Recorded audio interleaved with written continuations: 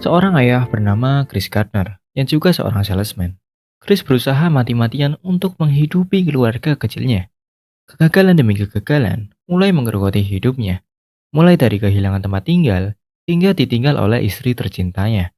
Kisah ini diambil berdasarkan kisah nyata dengan film yang berjudul The Pursuit of Happiness. Everything is going to be fine, all right?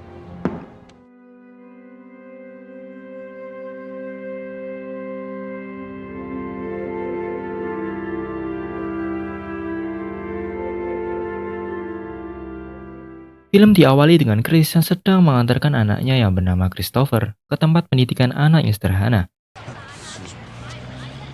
sambil membawa sebuah kotak di pangkuannya. Chris menunggu sebuah bis yang akan menjemputnya. Tiba-tiba datanglah orang aneh yang menganggap bahwa kotak yang dibawa oleh Chris itu adalah alat mesin waktu. Seems like a time machine. Namun Chris hanya mengabaikan orang itu. Di sini, Chris menjelaskan bahwa kotak itu adalah alat medis pemindai kepatatan tulang yang ia jual untuk menafkahi keluarganya. Namun alat itu tidak mudah untuk dijual, karena dalam medis, alat itu jarang diperlukan dan harganya pun sangat mahal. You just don't need it, Chris. It's unnecessary and expensive. Chris setidaknya harus menjual dua alat itu dalam sebulan untuk memenuhi kebutuhan keluarganya, seperti membayar sewa rumah dan pendidikan anaknya. Masalahnya di sini Chris belum menjual satupun alat tersebut, yang membuat Chris memiliki banyak tagihan hingga mobilnya disita karena tidak mampu membayar surat-surat tilang. Setelah mencoba menjual ke beberapa rumah sakit, Chris mengunjungi tempat kerja istrinya. Istrinya bernama Linda. Linda adalah seorang yang bekerja keras, hingga rela bekerja shift ganda pagi dan sore di pabrik laundry. Di sini Chris bermaksud meminta agar Linda dapat menjemput Christopher, karena Chris akan pergi ke suatu tempat untuk menjual alatnya lagi. Namun di sini, Linda mengeluh dikarenakan pekerjaannya yang berat dan tagihan pajak yang tak kunjung dibayar oleh Chris. Namun dengan berat hati, Linda pun mengiyakan permintaan Chris. Setelah makan malam, Chris mengambil sebuah rubik dan menanyakan bagaimana cara memainkannya pada Linda. Make every side the same color. Pada tahun itu, rubik belum banyak yang dapat memainkannya. Bahkan sekelas profesor pun hanya dapat menyelesaikannya dalam waktu 30 menit saja. Di keesokan harinya, saat Chris sedang berusaha menjual alatnya, Chris melihat seorang pria keluar dengan mobil mewah. Chris lalu menanyakan, apa pekerjaan orang itu? Ternyata pria itu adalah seorang pialang saham. Chris menyaut, pasti harus kuliah jika ingin bekerja menjadi pialang saham. Namun pria itu menjawab, yang penting pandai menghitung dan pandai menghadapi orang. That's it. Hey, you take care. Chris lalu melihat sekelilingnya, melihat orang-orang yang tampak bahagia seakan tidak ada beban yang ditanggung. Chris dalam hati berkata, mengapa ia tidak bisa seperti itu? I'm gonna try. Chris pun membicarakan dengan Linda bahwa setelah pulang menjual alat, Chris akan mampir ke pialang saham untuk menanyakan pekerjaan. What job? Namun Linda malah meremehkan Chris dan seakan merendahkannya. Not an astronaut? Don't talk to me like that, man. Di sini kita mulai melihat bahwa Linda sudah mulai muak dengan Chris. Dikarenakan sewa rumah yang hampir habis dan kemungkinan akan diusir bulan depan. Just sell what's in your contract. Get us out of that business. This is what I'm trying to do for my family. What's the matter with you? Linda, Di saat Chris akan memasuki gedung, ia melihat ada sebuah tawaran magang sebagai pialang saham di perusahaan di Twitter. Chris yang sedang membawa alatnya, kemudian menitipkan kepada wanita pengamen yang berada di depan gedung. Chris pun lanjut mendaftarkan diri. Ia mendapatkan kertas formulir yang rencananya akan diajukan langsung kepada Jay Twistle sebagai kepala sumber daya manusia di kantor di Twitter. Namun saat pendaftaran akan selesai, pandangan Chris dialihkan kepada wanita pengamen yang sedang membawa kabur alat yang dititipkan kepada Chris, dan kejar-kejaran pun terjadi.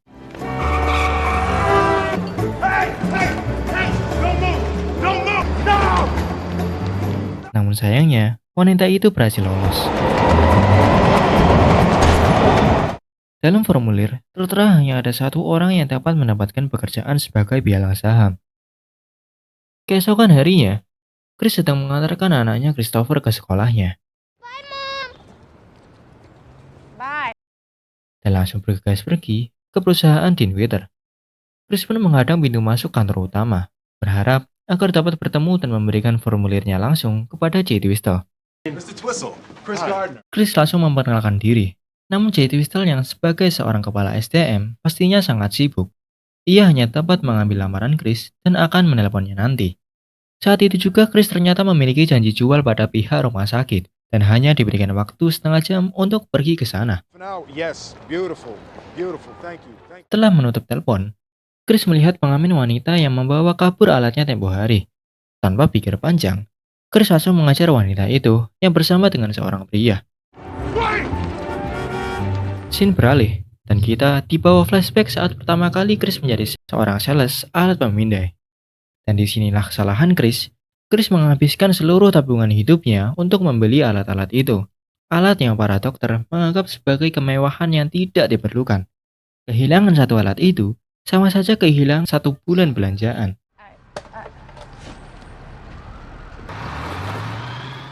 Sesampainya di rumah, Chris ingin curhat kepada Linda mengenai semua hal yang telah terjadi. Tetapi respon Linda sangat mengejutkan. To run old girl down. Seakan ia tidak peduli lagi apa yang terjadi dengan Chris. So you don't trust me now? Whatever. 1 bulan pun berlalu. Pagi itu, Chris bertemu dengan Jay Twistle dan menanyakan tentang formulir magang yang Chris berikan tempo lalu. Tapi seperti biasa, Jay yang sibuk terburu-buru akan pergi ke Noe Valley. Mr. Twistle. Di sini, Chris sedikit nekat dengan beralasan akan pergi juga ke Noe Valley. Dan Jay pun berbagi taksi dengan Chris. Di perjalanan, Chris tak henti-henti menjelaskan tentang dirinya. Namun Jay menganggap itu tidak penting dan hanya fokus pada rubrik yang dipegangnya yang ia tidak bisa selesaikan. I'm sorry. This thing's impossible. Chris pun mengatakan kepada Jay bahwa ia bisa menyelesaikannya. No, you can't. Let me see it. Namun Jay tampak ragu dan mencoba memberikan kesempatan kepada Chris untuk menyelesaikan itu. Chris pun mulai memecahkan teka-teki rubrik itu satu persatu dengan fokus. Tak terasa, taksi sudah sampai ke tujuannya. Chris masih melanjutkan dan menyusun rubrik itu. You're almost there. Dan akhirnya, Chris dapat menyelesaikannya. Hal ini membuat Jay sedikit kagum terhadap kemampuannya. Good job. Jay yang sudah sampai ke tujuannya, lupa untuk membayar tagihan taksi hingga semua pembayaran dilimpahkan kepada Chris. Di momen ini, Chris hanya memiliki $5 di dompetnya. Chris pun terpaksa kabur dari taksi dan kejar-kejaran pun tak terelakkan. Chris terus berlari sampai masuk ke dalam stasiun. Saat akan memasuki kereta, kesialan Chris bertambah. Alat Chris terjepit di pintu kereta, membuatnya harus terpaksa melepaskan alat itu. Chris kemudian menelpon Linda, memberitahukan bahwa ia akan pulang terlambat. Namun jawaban Linda lagi-lagi sangat mengejutkan. Linda akan pergi meninggalkan Chris. Linda bahkan sudah mengemasi barang-barangnya, serta mengajak Christopher. Mendengar hal tersebut, Chris langsung bergegas pergi ke rumah dan mendapati ruangannya telah kosong. Di tengah rasa kekhawatiran dan kesedihan yang menimpanya, telepon pun berbunyi. Telepon itu ternyata berasal dari Jay, yang mengabarkan bahwa akan ada wawancara calon magang untuk esok lusa.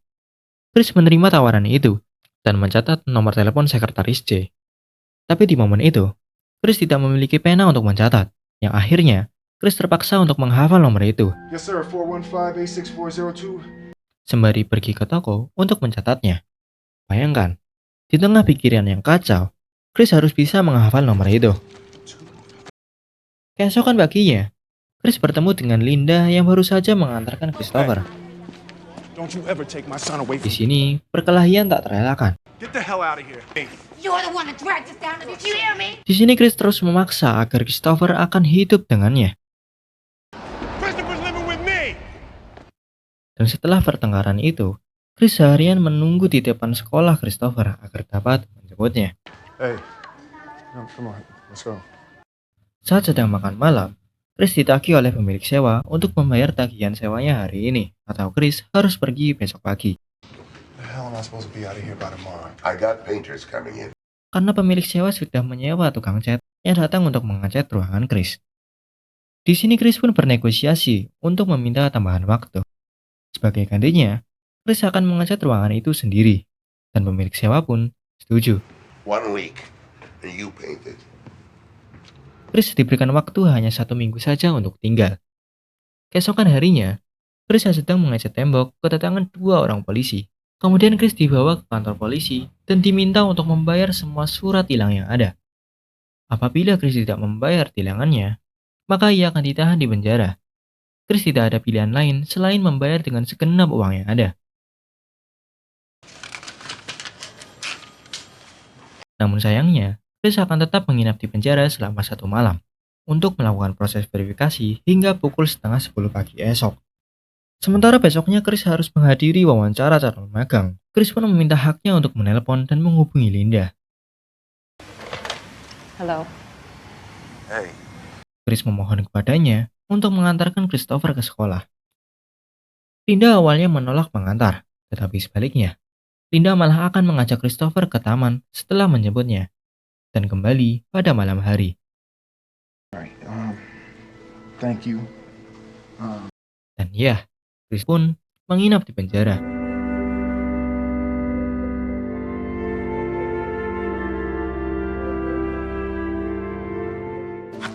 I'm okay. Setelah proses verifikasi selesai, Chris langsung bergegas berlari dari kantor polisi menuju sampai ke kantor Tinwiter. Chris yang masih berlumuran cat dan hanya bermodalkan tekad langsung masuk menuju ke kantor utama.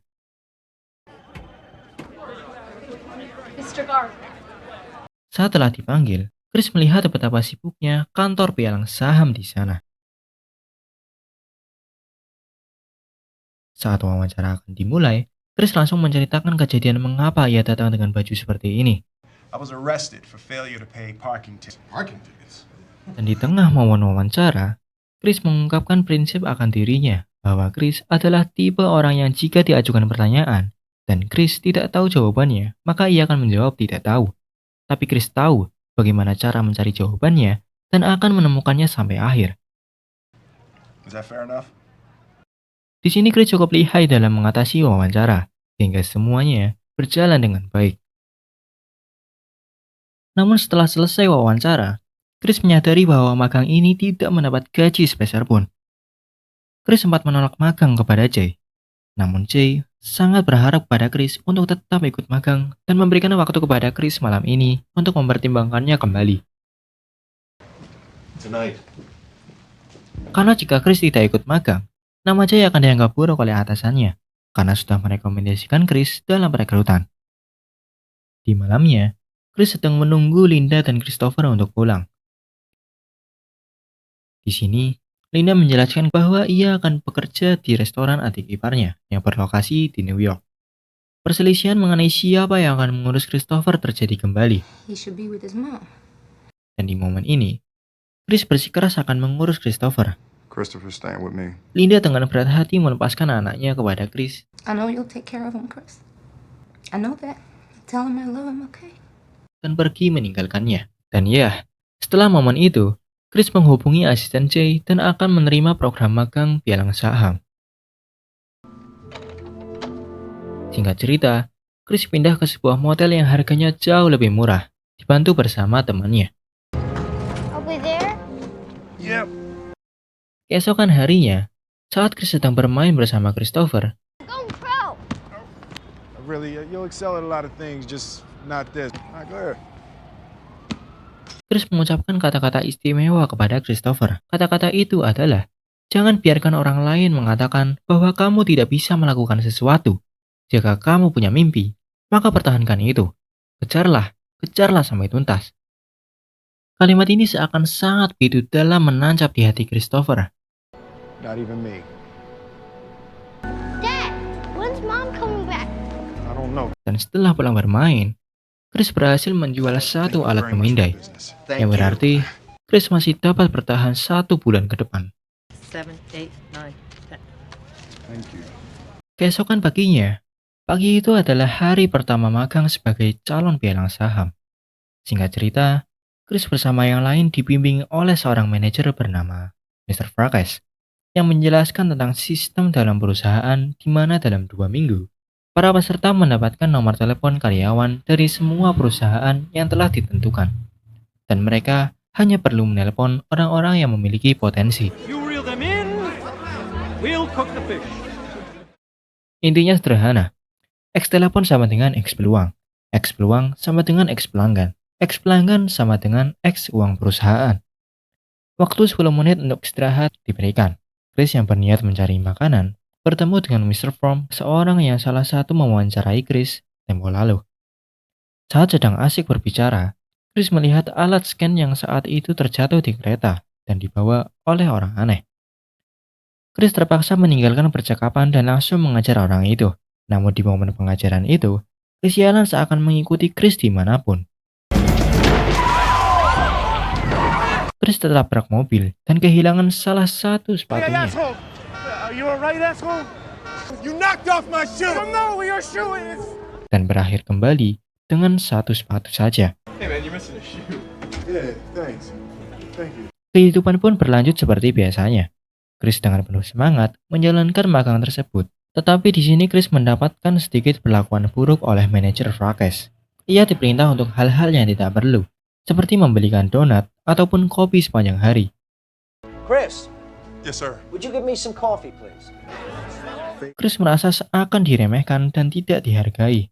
Walau seperti itu, Chris tidak patah semangat. Chris melanjutkan magangnya dengan penuh ambisi demi masa depannya.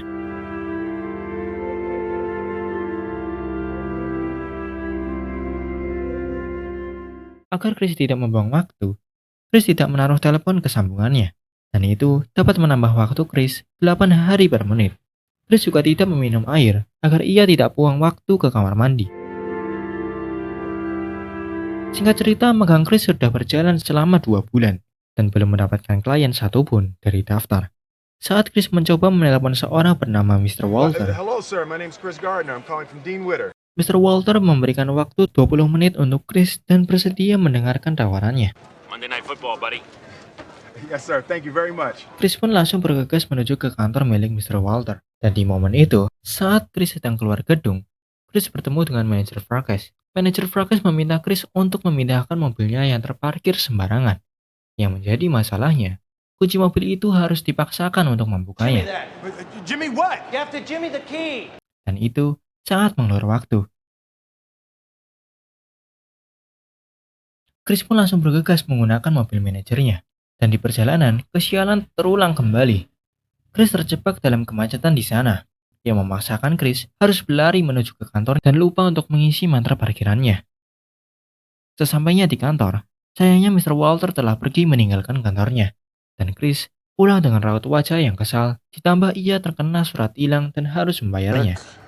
Paying some bills. Parking ticket. Chris tidak menyerah. Keesokan harinya, Chris dan Christopher pergi ke komplek orang kaya. Ternyata, Chris langsung menuju ke rumah Mr. Walter. Ia datang bermaksud untuk meminta maaf dan berterima kasih kepada Mr. Walter karena telah menunggu. Dan Chris beralasan, mengatakan akan ada perjanjian setelah melihat permainan football. Yang ini dapat memancing Mr. Walter yang akan pergi ke pertandingan juga. We're going too. I'm taking my son Tim, my 12-year-old. We were just leaving. Tim! Kemudian Mr. Walter mengajak Chris dan Christopher untuk melihat football secara bersamaan di tempat VIP. You wanna go? Okay. Dan Christopher pun setuju. Lalu mereka semua berangkat menuju ke pertandingan. Saat bersama dengan Mr. Walter, Chris membaur dengan rekan-rekan Mr. Walter, yang tentu juga mereka adalah orang-orang kaya. Chris berkomunikasi dengan lihai, hingga ia mendapatkan kenalan-kenalan baru. Pertandingan dimulai. Walter dan Chris menikmati pertandingan itu. Dan dalam kesempatan ini, Chris mencoba menawarkan jasa pengelolaan keuangan di Twitter kepada Mr. Walter. Tetapi dengan halus, Mr. Walter menolaknya karena tidak mungkin memberikan izin mengelola dana dalam waktu sesingkat itu. Come on, relax. Let's play the game. Go, go, go!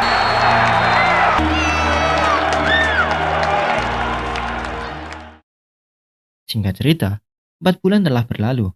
Chris telah menjual habis semua alatnya, sehingga semuanya akan terlihat berjalan lancar.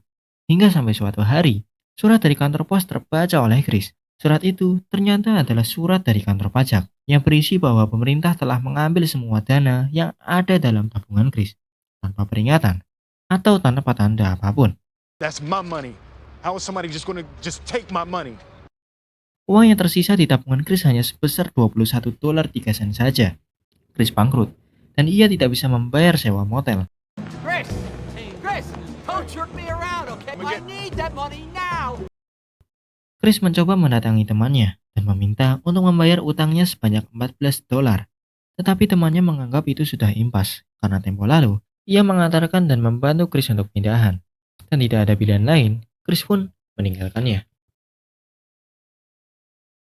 Saat sedang berada di taman, Chris melihat satu buah alatnya yang dibawa oleh orang aneh itu. Chris pun merebutnya dan bergegas meninggalkannya. Saat sedang berusaha menjualnya, entah kenapa alat itu sepertinya tidak berfungsi dengan baik. Mungkin disebabkan terlempar saat momen Chris di stasiun. Malam harinya, Chris kembali ke motel dan mendapati barangnya sudah terkemas rapi di luar ruangan.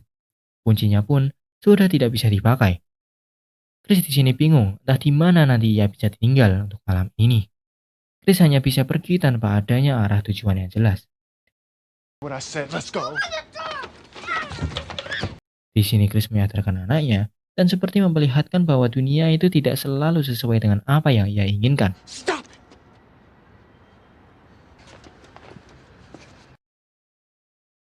Salah satu harapan yang kecil kemungkinan menyelamatkan malam itu adalah menagih hutang temannya itu kembali. Namun usaha itu hanya sia-sia.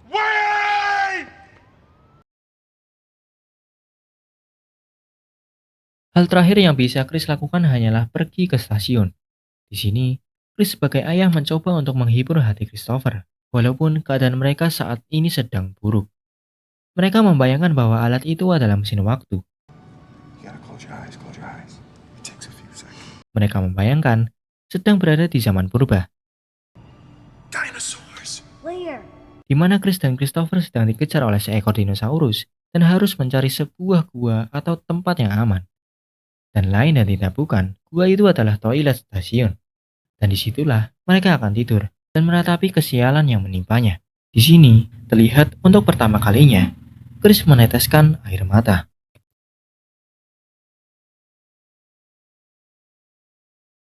Esok harinya, Chris bertemu dengan Jay, dan Jay pun menanyakan kabar Chris.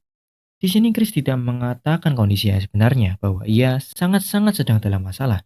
Namun sebaliknya, Chris malah mengatakan bahwa dirinya baik-baik saja dan mencari alasan lain agar tidak terlihat sedang dalam masalah. Chris bukanlah orang yang semangatnya mudah dipatahkan. Untuk bertahan hidup, setelah selesai magang, Chris pergi ke sebuah penitipan dan meminta kepada pemilik penitipan untuk memohon agar memberikannya kamar untuk 1 malam saja. Namun sayangnya, penitipan itu hanya bisa untuk para wanita dan anak-anak.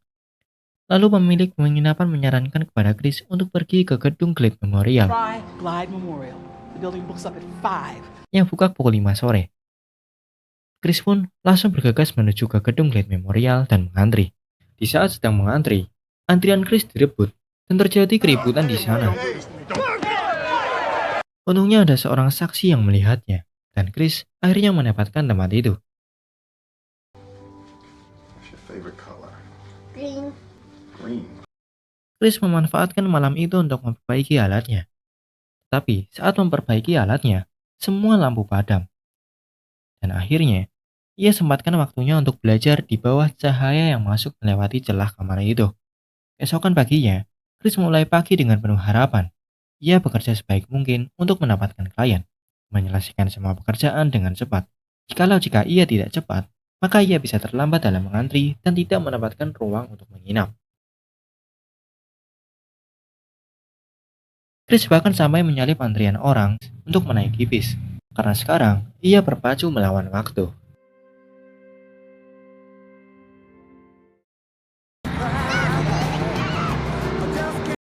Saat sedang beribadah, Chris sangat menghayati itu, meluapkan semua beban-beban yang ia terima.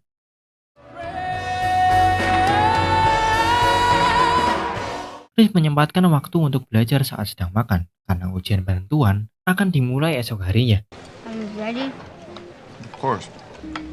Esok harinya saat ujian dimulai, Chris mengerjakan dengan teliti. Satu persatu soal ia koreksi. Seseorang telah selesai pertama, dan Chris selesai di urutan kedua. Thank you, sir. Saat mereka berdua bertemu di lift, terjadi sedikit obrolan ringan, hingga Chris menanyakan tentang soal esai yang ada di balik kertas. Orang itu pun terkejut, karena ia tidak tahu ada soal esai di sana. Saat Chris berjalan keluar gedung, Chris bertemu dengan Mr. Fromm yang meminta Chris untuk meminjamkan uang kepadanya karena Mr. Fromm akan pergi namun dompetnya ketinggalan. Chris hanya memiliki $8 saja di dompetnya. Ia pun memberikan $5 untuknya.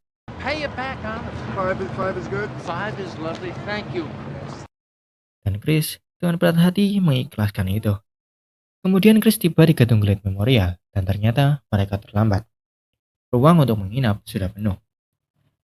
Chris pun pergi dan mampir ke toko pizza. Christopher hanya tersenyum melihat keluarga lain yang tertawa bahagia.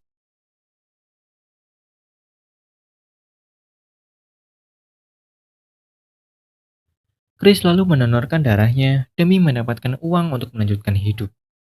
20, 1, 2, 3, 4. Chris selanjutnya membeli sebuah lampu untuk memperbaiki alatnya yang rusak. Sore itu, Chris berhasil mendapatkan ruang untuk menginap di gedung Glade Memorial. Di sini, Christopher bertanya, apakah ibunya pergi karena dia? Did Mom leave because of me? Chris menjawab dengan tegas, jangan pernah terpikirkan seperti itu. Ibunya pergi karena dirinya sendiri.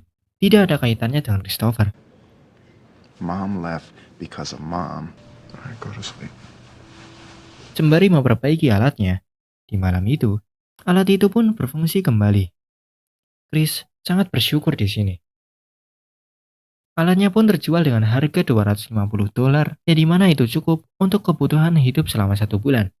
50.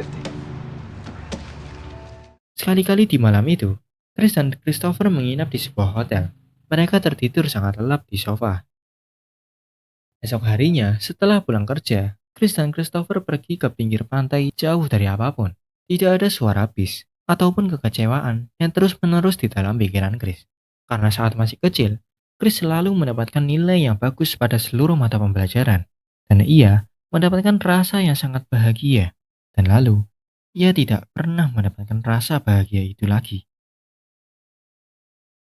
Keesokan harinya, Chris tidak sengaja bertemu dengan Jay dan mengatakan rumor tentang Chris yang mendapatkan klien sekitar 31 orang.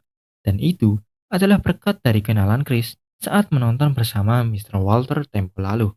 So, one more day.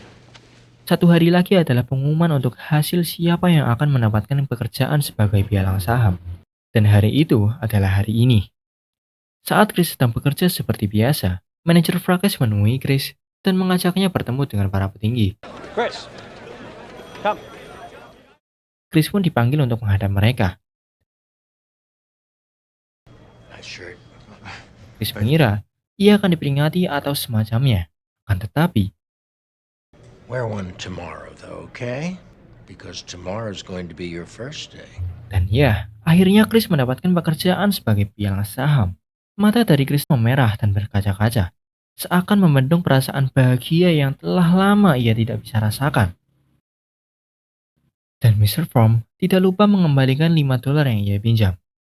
Chris bahkan sampai bingung cara mengekspresikan dirinya. Akhirnya ia terbebas dari semua itu.